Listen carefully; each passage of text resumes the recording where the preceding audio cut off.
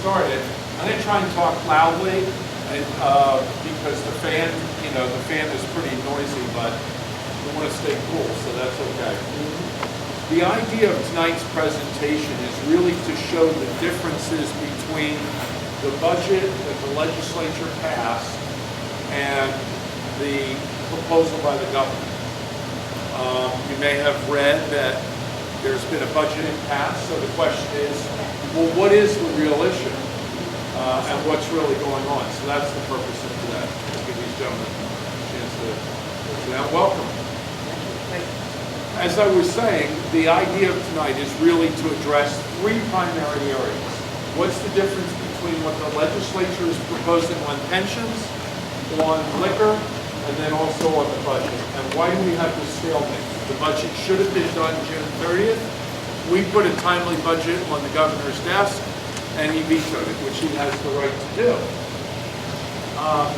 He also has a line item veto. What that means is he doesn't have to strike out the whole budget. He can circle items. This is the first governor who has vetoed every piece of a budget bill. A budget bill is made up of several pieces. So let's kind of talk about what that is. Let's go to the first slide. Okay. So on June 27th, we passed a budget which included an educational bill. The education bill directs how the money will be spent by the secretary. So there may be, as an example, an item in there that says 10 million shall be used for students with disabilities, and it has to be used that way. It does not direct the total amount of money. I'm going to step out of your way so you can see it. The governor, can everybody still hear me? So the governor vetoed the bill in its entirety. And later, when they were having a staff meeting, one of the appropriations people said to one of the top governors, they said, well, why did you veto the education bill? And they said, well, because it didn't spend enough. And he said, but that's not where the spending takes place. It takes place in the general accounting bill. I mean, we're really at that basic level. They don't even know how a budget works. The fiscal code also directs expenditures, but it directs expenditures throughout departments. As an example, in this year's fiscal code, there's an appropriation for Washington Crossing Park. And what it says in the fiscal code is that the Department of Conservation and Natural Resource will use, I think it's 2.1 billion, if I recall, for Washington Crossing Park. So in other words, they can take that money, but that's how they have to use it. They can't just use it for anything they want. There's the general accounting bill, and the general accounting bill is really a whole series of lines of appropriation, and they look, in language, they look something like what's in your packet. So for instance, it'll say courts and how much money they get. It's a line by line. There's also something called non-preferred. A non-preferred is an item that is not constitutionally mandated. We don't have to do it. Non-preferred include Pitt, Penn State, Temple, and Lincoln. The governor vetoed that entire package primarily because he said it didn't meet his three requirements. His three requirements are more money for education. He wants about $411 million for education, basic ed. He wants to, what he says, solve the fiscal structure in Pennsylvania. And the third piece is property tax relief.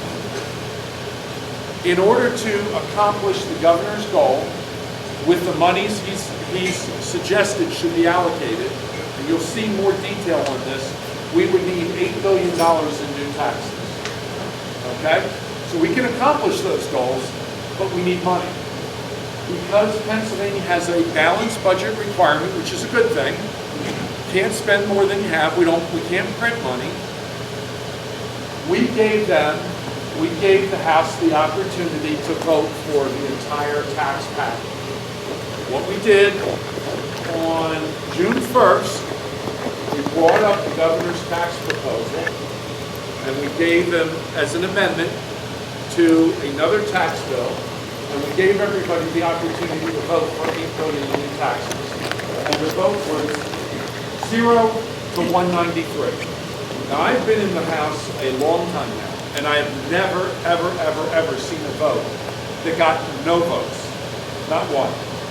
So we said to the governor, you don't have the votes to get your tax package done. And we need to know what the taxes are so we can allocate then how to spend. We can't, he wants to do it in reverse. So, as a for instance, about 2 weeks ago, we had a meeting with leaders. And he said, I want this money for education. We said, okay, well, Governor, where are you going to get it from? Gentlemen, we're not going to talk about that today. We're going to talk about spending. We're not going to talk about where the revenue comes from.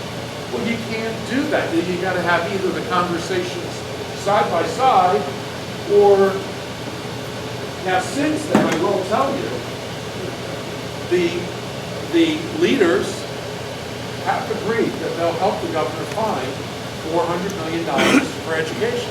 They haven't identified how they're going to do it. They said, well, if we can get this resolved, but we want pension reform, and we still want the liquor reform. So that's where the stalemate is. Other items we can certainly talk about tonight are education funding formula, and we talked about pensions. So let's start rolling. So let's start with the basic constitution. Yes, sir. Can you take questions? I can take questions at any time. You said there was an education bill, general fund bill, Right. fiscal spending bill? Right. A fiscal code. Fiscal code. Right. There wasn't a tax code bill this year. Sometimes as part of a budget, if you want to spend more, there has to be a tax code bill too. That was about to be my question. Are they part of the budget? Because we did not vote a tax code bill, it failed. He didn't have to veto it. It just didn't pass.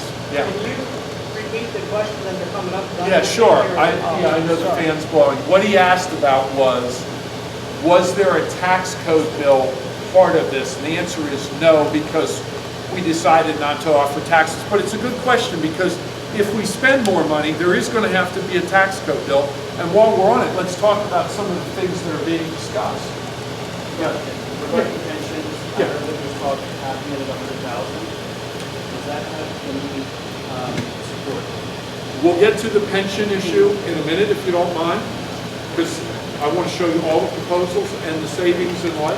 General, you said Yeah. that the governor wants $8 billion. You say he puts $8 billion. Yeah. How much do you have in $8 billion? $2 billion, $3 billion? How much in votes? So in other words, how much do you have do you feel comfortable already? If you want to say $8 billion, you can't find $8 billion. How much have you? Zero.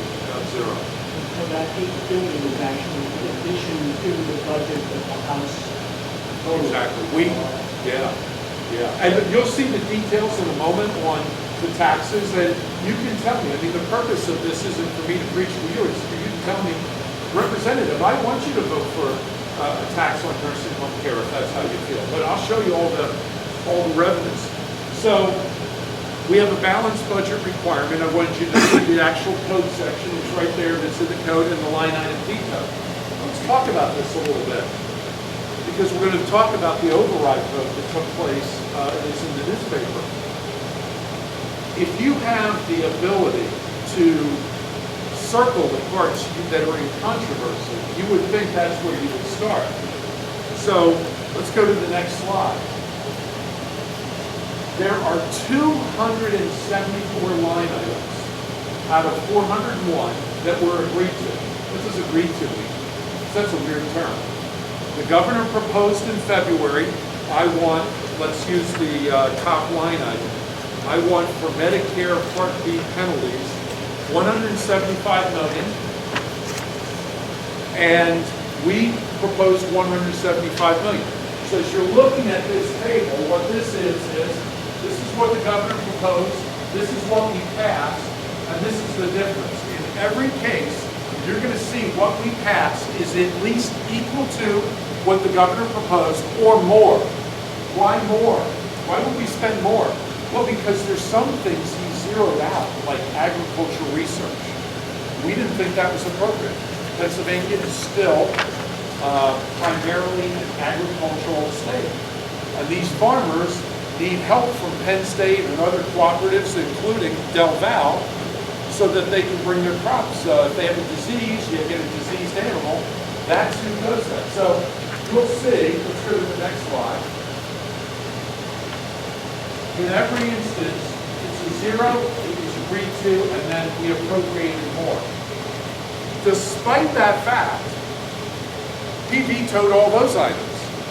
So anyone who was on that list that could be getting money now isn't getting money.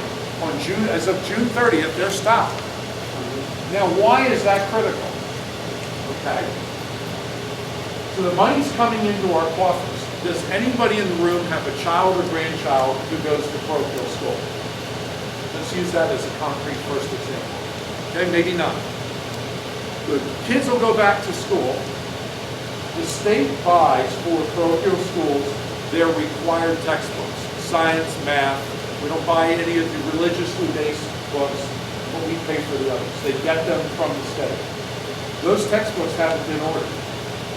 So here's what's going to happen. The teacher's going to send home a ream of paper or get the student to bring in a ream of paper. They're going to photocopy a textbook until this budget gets done, which violates the copyright law, and they're going to hand out the workbooks. And these kids are not going to have workbooks. I have probably 400 letters from parents who are saying this is ridiculous. Now we have the money, so I'm going to write a letter to the Secretary of Education. I'm going to say, order the books. Order the books. Let's get them out. Let's say you have a friend or a student who has intellectual disabilities. There's federal monies that flow through that aren't going out. So if you're a provider for intellectual disabilities, it's a very important issue, there's no money. There's no money for rape crisis centers, for victims advocates. You're going to see a whole list. And was it morning session last week? Right? So it was the week prior. We did a budget veto override of 20 items. We asked in a bipartisan manner, let's not hold certain groups hostage. Let's not leave them vulnerable. Let's pass that part of the budget, put it on the governor, we'll override the governor's veto, and the money can start flowing to those organizations. Needs 2/3 vote. We didn't get the 2/3 vote. It was argued that it was unconstitutional. I just want to finish this argument and I'll take the question. So think about that. If it's unconstitutional, first, there's nowhere in the Constitution that says that we can't take up one line item after another and override. But even if it were, in order for it to get to be unconstitutional, a judge has to decide it's unconstitutional. How does a case get to a judge? Somebody has to file a lawsuit. Who's going to file a lawsuit that's getting money? You're going to say, no, don't give me the money, I'm suing you? That's not how it works. So the only person who could have filed the lawsuit is the governor. And why would he do that? Why would he hold all these groups, I call it a hostage, that are important to our community? You had a question? Has it ever happened before, a budget override like that? It seems to me, No. I have only a little bit of experience, just Yeah. probably the same kind of experience we all would have Sure. in an argument or whatever, settling a conflict. It seems to me that if one side is able to cherry pick the things that they prioritize, it kind of breaks down sort of the natural order of negotiating a settlement. It could. So It I could. could see why that would be a problem to one party or another, say, hey, we're going to take 20 things or 40 or 100 out of 400 items and say these things are going to be important to us. And Well, here's what you need to know. No other governor has ever not exercised their line item veto to circle those items. So when we had the issue with that's Rendell, inexplicable to me. Well- but I don't live in another prison. no, I understand. And so it is unprecedented. To answer your question directly, it's unprecedented. We don't believe it's necessarily unconstitutional, and you're correct, it is capable of being cherry-picked, but what we did was we circled 20 critical items, not even the 170-some, the 274. We took 20 items that we thought were absolutely critical, just had to be resolved, and one by one put them up, because we felt like they were in crisis. And you'll see a little more detail. Let's get into a little more detail. So I'm not going to go through each of these slides. You have them. You can look at them later. You can figure out, what's important and the like. I will tell you, though, it included things for various items for education, State College, Pittsburgh, FIA, health, environment. There are a whole slew of items. And to your point, one of the things we could, if we get an agreement with the other side, we could take all 274 items and pass them if the governor would agree. I mean, if they're agreed to, why not we'll do a budget bill and then work on the ones that aren't agreed to. Has the budget ever been passed, like say 274, 400 what? 400 and one. So, we're talking almost 3/4, 60-some%? Yep. Has the budget ever been passed, 60% of it? With Rendell, I can't speak of the long history, but when we had the budget with Rendell, he line item vetoed basic ed. So the rest was all passed, and we dealt with basic ed and ultimately got that resolved, but it took us till about Christmas time. So the answer to your question is, this is unprecedented. Okay, let's go to the slide with impacted agencies. So you'll see in the packet some of the agencies that are impacted as a result of the veto. And what's most interesting is the dates when they become impacted. What it shows is the next day of the next time of payment. So I know Council Rock is going to be considering, I believe, this Wednesday, the pension payment. Here's how this works. They have to make their next pension payment, it's due.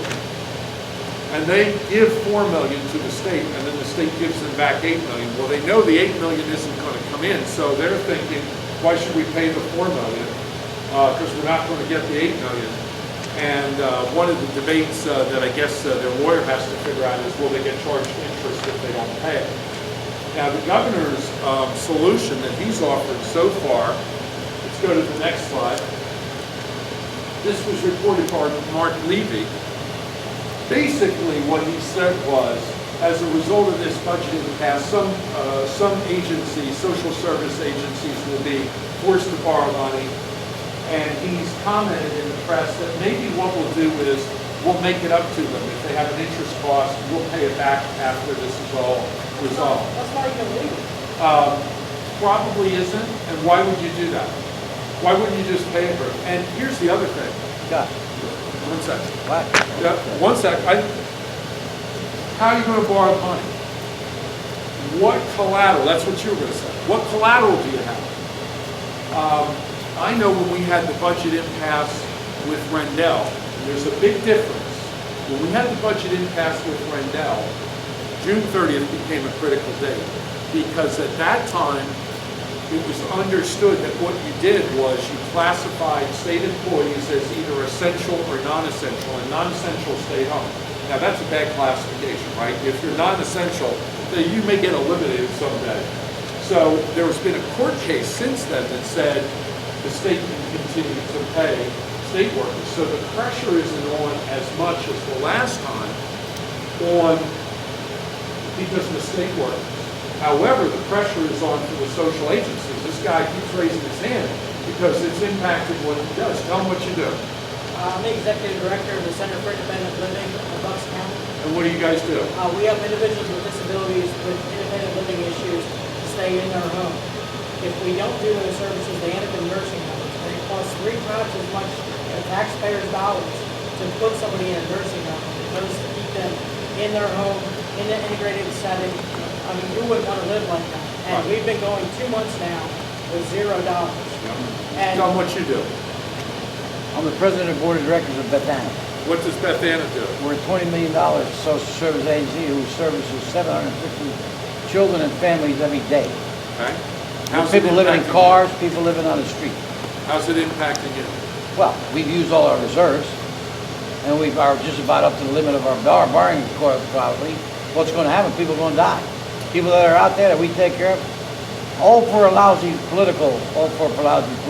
We've asked, I don't know if you know this, I was soon Pat's updated, we've asked some of the counties that you do work with if they could find some money, and they're trying, They are, but they've got a lot of, but it's Lot of bounces. Zippo. It's So, not enough. one of the things that occurred the last time we had a budget impasse, money that definitely does not flow are to the two caucuses. Well, actually the four caucuses. Part of the budget includes money that goes to fund my salary, their salaries, office staff, rent, you can imagine. We have a reserve. It so happens that the Republicans' reserve is larger than the House Democrats' reserve. So the House Democrats went to the governor and said, you gotta advance this money.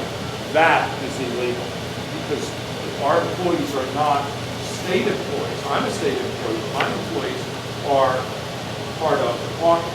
The treasurer cannot use money that hasn't been appropriated through a budget to pay salaries. So that puts a little pressure on some of the groups, some of them, but we don't have the high level of pressure, but we still have the impact. I wanted you to hear from these two individuals. I happen to recognize, they're my faithful attendees, and they come and tell me what's going on. The governor's solution, though, is to borrow. Now, why did I bring up the caucus thing? Because the last time we had a budget impasse, our leaders had to go and borrow money. Well, they're not going to lend the caucus money. We don't have any assets. Maybe we have some shares and some desks, but they're not going to give us any money.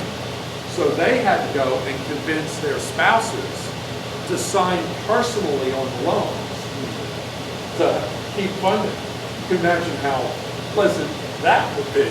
You're doing what? You're borrowing $1 million against our house? Are you crazy? But these guys don't have that ability.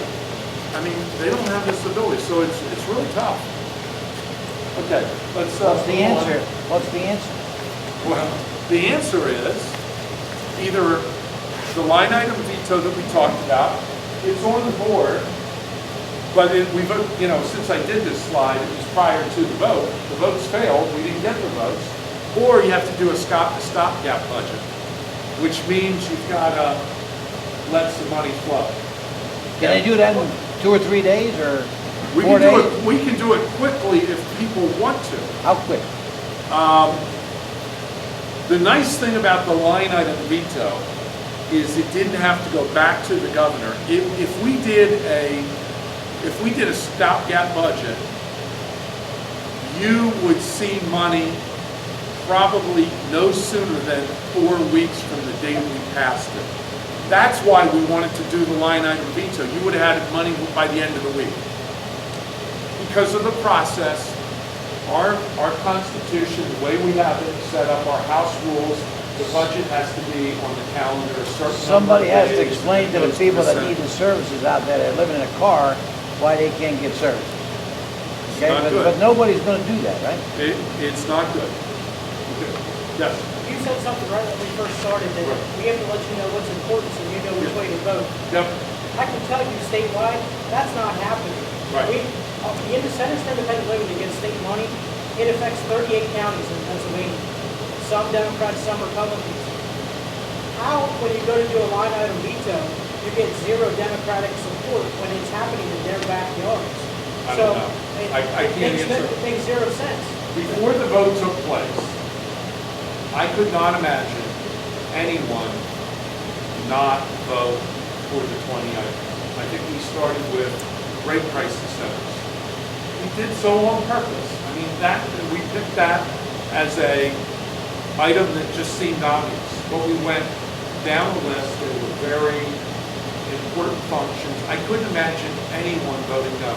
I can tell you, if my leaders came to me, and this would be true of any rep from Bucks County, or at least in our caucus, and said, we've got this goofy idea, we're gonna keep the pressure on by, not overriding a veto, I would have told them don't pound sand, and would have gone to the floor and voted my conscience. I can't imagine, I would have sworn that they were gonna pass overwhelmingly. Instead, they chose to make this argument about it being unconstitutional. Well, again, if it were unconstitutional, are you gonna sue us? No, because you need the money. There's 4 major items that are holding this up, and we feel like we're caught in the crossfire. Well, so let's get into some details. You are caught in the crossfire. Next slide. Keep going. Okay. What does this proposal look like? How does it compare to what other states are doing? Not that that's critical, but it's interesting. So Governor Wolf's tax plan, you'll see it's $4.6 billion. Where does that number come from? Because you heard me say it's $8 billion. That's half a year, because it always takes time for the revenues to start kicking in. That's about half a year. So what this graph shows is that if you added all 49 other states, what they were proposing, their total tax increase around the rest of the country is 2.1 billion, and he wants 4.6. So let me give you some details. You're kidding, right? No, I'm not kidding. I'm not kidding. Roll. Here are, and you've got this in your packet, you can look at it. These are each individual state, and I'll give you an example of what you're seeing. Alabama wants their government to raise $231 million more in sales tax, $20 million in corporate, $205 in cigarette tax, and other 73 for a total of 529. I've looked at this list. The only states that are even close to what we're seeking is Alabama and Connecticut. Connecticut's looking for $580 million. Most of it's supposed to come from corporate income tax. I can't tell you what their rate is. I can tell you Pennsylvania's corporate income tax is 9.99, highest in the country. But if you take the total, 12 states are proposing to reduce their overall state taxes, 23 are staying the same, and 15 are going up. Look at Pennsylvania, 4.5 billion, and there's the total. So what the governor has asked for as his holistic approach is far greater than any other state is seeking. Okay, How easy is it to get a governor? Not recall? easy, almost impossible. Especially when it takes both parties. Okay, so in the first full year that this is implemented, it's $8 billion, and here's how it divides up. And here's what you should be very, very, very, very concerned about. If you see the size of the sales tax versus the personal income tax, this budget, if implemented, will impact people who don't make money more than it will people who make money. It's regressive. It's extremely regressive. Now, what would those groups be? Those would be people who are unemployed. Those would be people who are retired, and those would be people who purchase things. He said that he'll raise $1 billion in severance tax. We don't believe those numbers are correct, and I'll show you that slide in a minute. But nonetheless, you'll see how many of you got mailers that say call your state senator or your state rep because they're in the pocket of the oil and the gas companies. That $1 billion is a fraction as compared to the total tax increases. Okay, let's go to the next slide. This is a different way of looking at the same numbers, and the big word "you" is in there, so it's not some other entity. It's going to come out of your pocket. So the bank shares tax would reduce your savings even below the paltry amount you get. The tobacco taxes are only you if you smoke. Severance tax, in theory, you won't pay it, but in truth, it's an indirect tax, you'll pay for it somewhere. Personal income tax and sales tax, obviously, we all pay. Okay? Now you've got excruciating details. I won't go through this, but if you wanted to go and see exactly what the revenue would be year by year, I've given you a 5-year projection right out of the governor's budget book. So one of the things he's reducing is the corporate net income tax. And so you'll see the impact on the state's economy, and then you'll see the impact on the personal income tax and sales tax. So that's more just for edification. Keep going. Okay. We talked about one of the goals the governor has is fixing the structural deficit. Structural deficit is where revenue comes in, at least for government, and because of the cost to carry, it's not keeping up. The new revenue just doesn't keep up with the cost to carry. We have big increases in our Commonwealth year after year, mostly in Medicare.